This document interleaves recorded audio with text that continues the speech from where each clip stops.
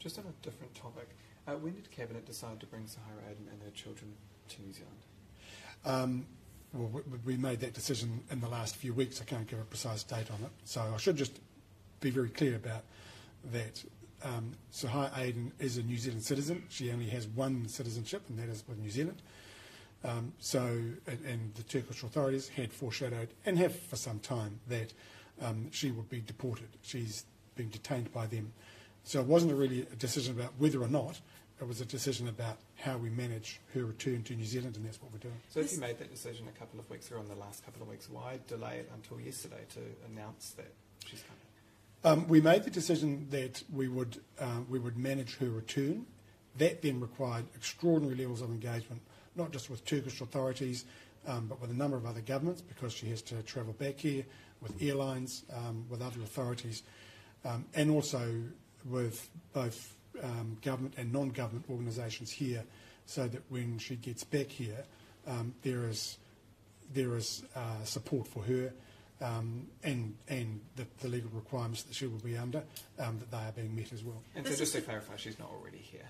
No. This is the first time that someone who's accused of being an Islamic State terrorist has returned to New Zealand. Can you, I guess, explain the challenges that come with bringing someone like that back here? Well, the main challenge is she's in a region, or has been in a region, that has been pretty much impossible to organise any response to. She's now in Turkey. She's detained in Turkey as a New Zealand citizen who has come from Syria and who is facing allegations of having been associated with ISIS. She is eligible for deportation from Turkey. So all of that has to be understood, but I think just putting in place the arrangements, both for getting her out of Turkey and bringing her to New Zealand, and the arrangements for once she's back here, that has taken a huge amount of work, and that has been going for some weeks. What about when she arrives here? What are the challenges that security agencies or whoever involved will face in reintegrating her back into society here?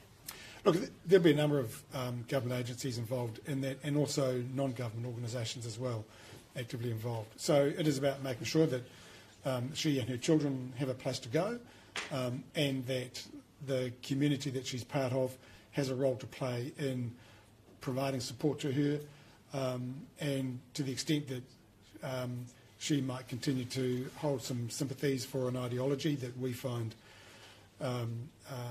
unacceptable, then obviously that has to be dealt with as well. Do you know how much it, I guess the cost of not only bringing her back, but potentially monitoring her or whatever's in place, whenever she arrives back here, how much is that going to cost the taxpayer? Look, I couldn't put a figure on it. There is a cost to these things. Is it millions or? Look, I just could not go into it. I just don't have even a rough estimate of what that might be, except that when she gets back, obviously there are justifiable security concerns. So we have to make sure when she is back here that not only is she, and particularly her children, supported and protected, but actually the community is as well. In the event that there is a risk that there might be a threat to the community. So measures have to be put in place to make sure that those risks are mitigated, and there is always a cost to do that. How long do you think those measures to protect the community will be in place? If she's staying here for a long time, will she, I guess, will these measures be imposed on her for the rest of her life, or what does that look like? Look, we will do whatever we can. The authorities will do whatever they can within the bounds of the law. So I think it is accepted there is a risk associated with her, so measures will have to be put in place to deal with those risks. They will be in place as long as needed to mitigate any risk to the community. There have been some calls to change the law so it's similar to Australia's, so that if someone with dual citizenship there's accusations that they're involved with a terrorist entity, that we automatically revoke their New Zealand citizenship. Is that something that you would like to see change? It's not something we've considered, and I think that potentially sets up a very ugly, brutal race between countries to strip citizenship of people they just don't want. That is not in keeping, I think, with our international obligations and our obligations as a country that wants to be a good nation-state citizen. So what Australia has done is unusual, and I think Australia will stand to account on the international stage for the approach that they have taken. They did what they did. They passed their law in, I think, 2016. It's not something that the government then thought that they should also do, and this government doesn't think it should do it either. But we are discharging our obligations as the country with whom Suhayra Aden has citizenship. On the risk she poses. Sorry. On the Māori Health Authority, you've been asked plenty of questions, research, more funding, targeted programs.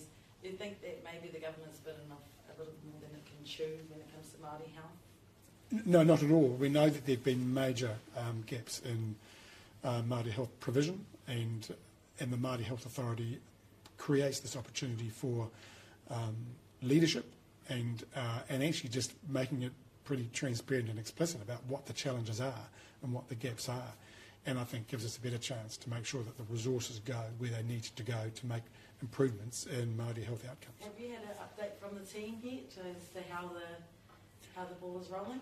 No, I'm hoping to get something later this week. On the risks Suhayra Aden poses, do her children pose sort of a different risk, and as a result it could have a different approach to integrate them into New Zealand society?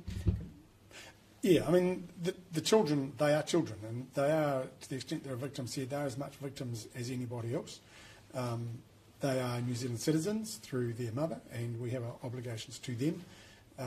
They will come to New Zealand, and we want their time in New Zealand to be one where they can be nurtured and grow to be great citizens. Is there any situation where they could be separated from their mother? I'm not aware that anything like that has been contemplated. In the end, look, the state has responsibilities to all children. If we thought children were at risk, then the state would exercise its powers and responsibilities accordingly. Right now, we're preparing for the return of Suhayra Aden and her children, and to provide an environment and circumstances in which they can flourish and thrive.